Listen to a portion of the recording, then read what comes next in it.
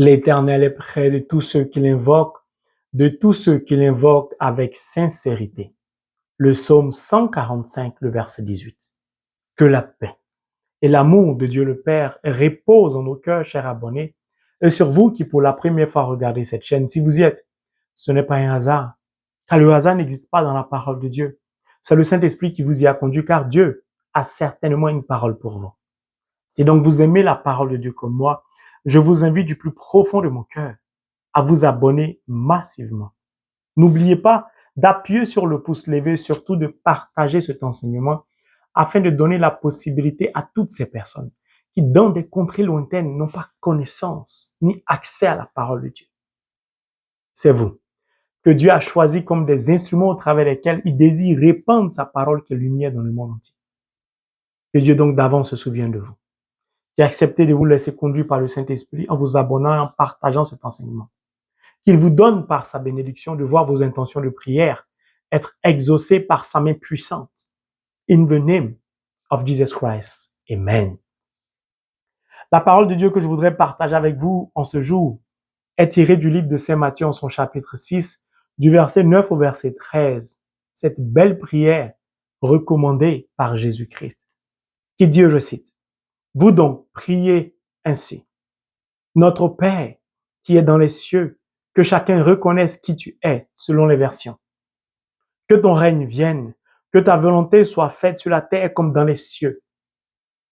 Donne-nous aujourd'hui le pain dont nous avons besoin. Pardonne-nous nos torts, comme nous pardonnons nous aussi à ceux qui nous ont fait du tort. Et ne nous laisse pas entrer dans l'épreuve, mais délivre-nous du mauvais. » Mes frères et mes sœurs, nous allons partager cette parole ou cette prière qui nous a été recommandée par le Christ. Nous allons essayer d'aller verset par verset, phrase par phrase, point par point, afin de nous permettre de mieux comprendre la profondeur, la puissance de cette prière. Cette prière qui ne peut être comprise que par les initiés, c'est-à-dire les baptisés. Le Seigneur nous invite donc à comprendre l'état d'esprit dans lequel nous devons être quand nous décidons de réciter cette prière, d'adresser une prière à Dieu. Nous avons besoin d'être intérieurement dans un état d'esprit qui est compatible à la volonté de Dieu. Le premier verset nous dit, « Notre Père qui est dans les cieux, que chacun reconnaisse qui tu es. » Une belle prière, je vous assure, quand vous la récitez, en étant dans un état d'esprit, d'intimité avec le Christ, et que vous comprenez la profondeur des mystères cachés de cette prière, vous vous sentez à votre aise. Et vous savez que Dieu ne va pas tarder à réaliser, à accomplir vos intentions de prière. Pourquoi? Le premier verset dit, « Our Father who art in heaven, hallowed be thy name. » Notre Père qui est aux cieux, que ton nom soit sanctifié. Déjà, cette première phrase, il y a 3 points. Le premier point, c'est notre Père. Le deuxième point, qui est dans les cieux. Le troisième point, que ton nom soit sanctifié. Aujourd'hui, nous allons commencer juste par notre Père. Dieu a créé tous les êtres humains de la même manière, à son image et à sa ressemblance. Donc le soleil de Dieu se lève sur les païens, comme sur les chrétiens, sur les catholiques, comme sur les juifs, ainsi de suite. C'est notre baptême qui va marquer la différence entre nous.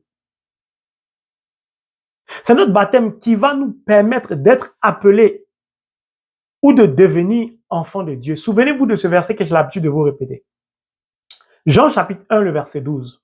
À ceux qui l'ont reçu, à ceux qui croient en son nom, il a donné, ou bien la parole a donné, le pouvoir de devenir enfants de Dieu.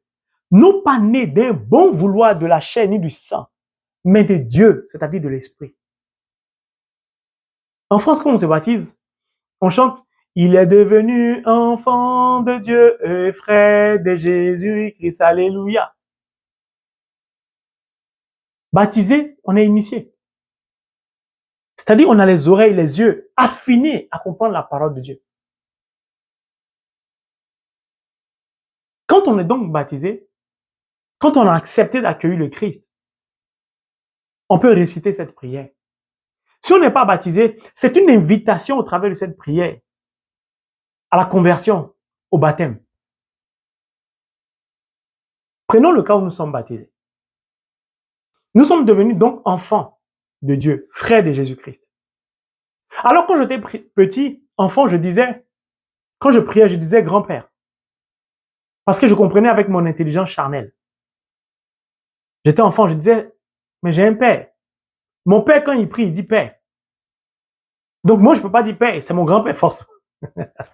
C'est forcément mon grand-père. Malheureusement, la parole de Dieu ne se comprend pas comme ça. Pourquoi je dis cela? Si, quand je prie, je dis père, mon père, père à son âme, disait père. Mon grand-père, père à son âme, disait père. Mon oncle, ma tante, ainsi de suite. Neveu, enfant, tout le monde dit père. Je me suis dit, mais pourquoi tout le monde dit père? Parce que Dieu est éternel. Dieu est père à vie.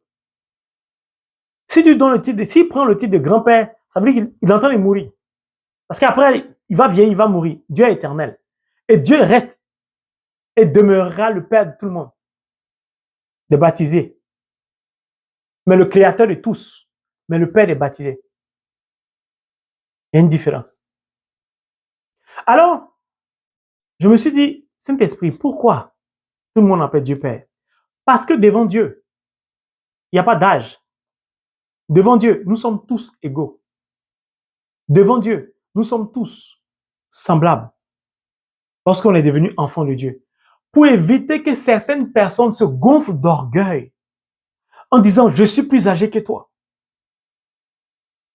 Tu es mon petit frère ou tu es ma petite sœur. J'ai le droit d'aîné sur toi. Je peux te parler comme je veux. Avec Dieu, ça n'existe pas.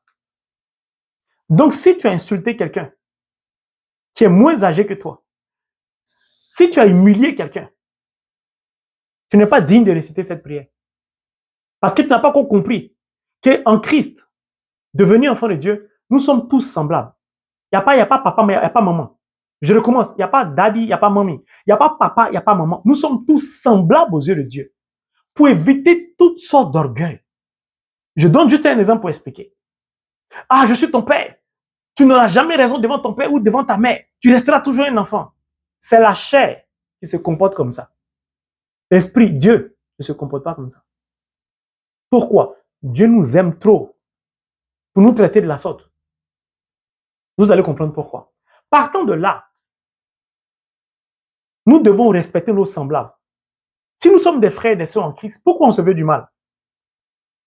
Pourquoi on va chercher à humilier notre frère, à l'insulter, à le salir, à le vilipender, à lancer des fausses accusations sur lui? Déjà, vous comprenez l'état d'esprit dans lequel vous devez être avant de dire notre Père. Sinon, vous allez réciter votre chapelet en disant notre Père. Ou bien vous allez réciter la prière en disant notre Père. Vous allez réciter simplement la prière. La prière, on ne la récite pas, on la vit. Les mots que vous utilisez, vous devez vivre cela.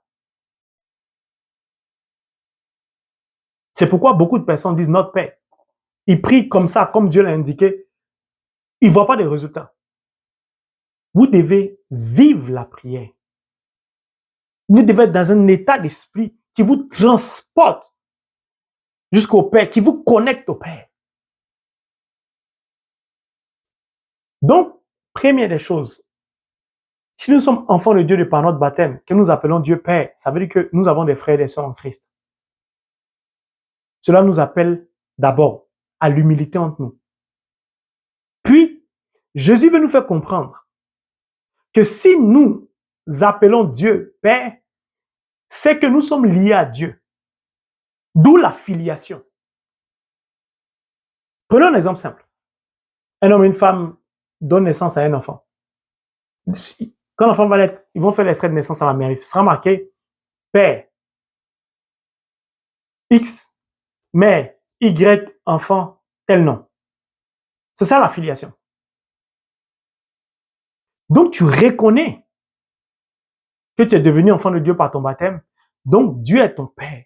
Si Dieu est ton Père, c'est qu'il y a une filiation. Tu portes son nom. Vous allez comprendre plus tard. Tu es lié à lui. Si donc tu es lié à lui, tu reconnais donc son autorité. Si tu reconnais son autorité, tu dois accepter son éducation. Sinon, tout ce que tu vas lui donner, Dieu, un père va jamais donner à un enfant impoli ce qu'il lui demande. Un enfant qui n'écoute pas son père, un enfant qui se comporte mal, le père ne va pas lui donner ce que l'enfant demande. Donc déjà, tu dois comprendre que le Notre Père que tu récites là, tu dois être dans cet état d'esprit. La filiation, l'éducation. Quand un enfant naît, les parents lui disent, mets pas ta main là, le feu brûle, parce que l'enfant ne connaît pas. Grande chose. L'enfant est innocent. On lui apprend à marcher, à s'asseoir, à dire papa, à dire maman. Il en est de même pour Dieu. Il en est de même. Dieu va nous éduquer. La seule manière pour Dieu de nous éduquer, the word of God, la parole de Dieu. Donc, si tu es enfant de Dieu, tu dois commencer à lire la parole de Dieu. Sinon, ce n'est pas la peine de rester le Notre Père. Tu dois accepter l'éducation de Dieu. L'éducation de Dieu, c'est sa parole. Ce sera la conformité de ta vie à la parole de Dieu. C'est cette parole qui va t'éduquer pour que tu puisses parvenir au bonheur, être heureux ou heureuse. Donc, mon frère, ma soeur, tu dois comprendre ces choses d'abord avant de réciter le Notre Père. Est-ce que tu acceptes que Dieu t'éduque? C'est vrai, tu es baptisé. C'est vrai, tu dis Dieu est ton Père. Mais est-ce que tu as accepté l'éducation du Père? Ce qui est important, ce n'est pas ton passé. Ta vie passée n'intéresse pas Dieu. Le jour où tu as accepté Dieu, pas le jour où tu t'es baptisé, beaucoup de personnes ont oublié les carnets de baptême, les dates de baptême. Le jour où tu décides sincèrement de t'attacher à Dieu, c'est ce jour-là, Dieu va commencer à t'éduquer. Sinon, tu es toujours bébé devant Dieu. Tu es toujours enfant devant Dieu. Dieu a besoin que tu deviennes adulte. Pour cela, il a besoin de t'éduquer. Pour t'éduquer, ce sera sa parole. Mais si tu ne lis pas la parole de Dieu, comment veux-tu que Dieu t'éduque? Comment peux-tu dire que Dieu est ton Père? Parce que si Dieu est ton Père, tu es créé à l'image et à la ressemblance de Dieu, un. De deux, tu as accepté d'être marqué du sceau de l'Esprit Saint, donc de naître de nouveau, devenir enfant de Dieu. Donc tu dois refléter l'image de ton Père. Tu dois accepter son éducation. Si tu n'acceptes pas son éducation, ce n'est pas la peine de prier. Parce que quoi que tu lui demandes, il ne va pas te donner. Puisque tu ne l'écoutes pas, tu veux qu'il te donne quoi? Maintenant, Dieu est notre Père. Donc tu commences par dire notre Père. Tu reconnais son autorité sur ta vie et dans ta vie. Tu acceptes d'être éduqué par lui. Il n'y a pas de raison qu'il ne t'accorde pas le désir de ton cœur. Je dis la prière du Notre Père indiquée par Jésus, c'est une prière brève, mais profonde, puissante,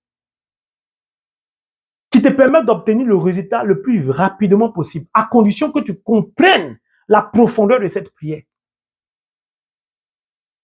Comme Dieu est ton Père, il va commencer, lui, le premier, à te montrer l'exemple. Car beaucoup de parents ne se comportent pas comme des parents, mais exigent des enfants qu'ils se comportent comme des enfants. C'est pourquoi devant Dieu, il n'y a pas quelqu'un qui est plus âgé. Sinon, on allait dire Jésus est notre aîné. Jésus n'est l'aîné de personne. Même Jésus même reconnaît que nous sommes des frères et des sœurs. Donc, Dieu le Père Tout-Puissant va poser un acte d'amour à ton égard. Le sacrifice de la croix. Pour te démontrer son amour, il va donner Jésus en sacrifice. Dieu va se rabaisser à ton niveau pour te montrer l'exemple de l'humilité.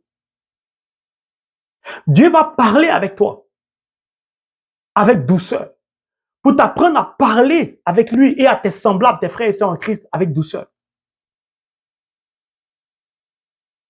Regardez, Un père qui dit à son enfant, ne sois pas impoli.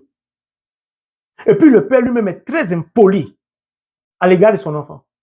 Vous pensez vraiment que l'enfant sera poli? Parce que le père est censé être un modèle d'abord. Pareil pour la mère. Dieu, étant notre père, la première personne qui nous donne l'exemple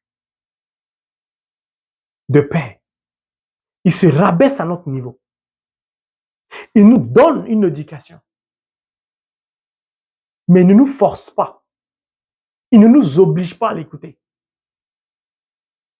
Il nous indique le chemin. C'est un vrai père. Est-ce que nous sommes de bons enfants? That is the question.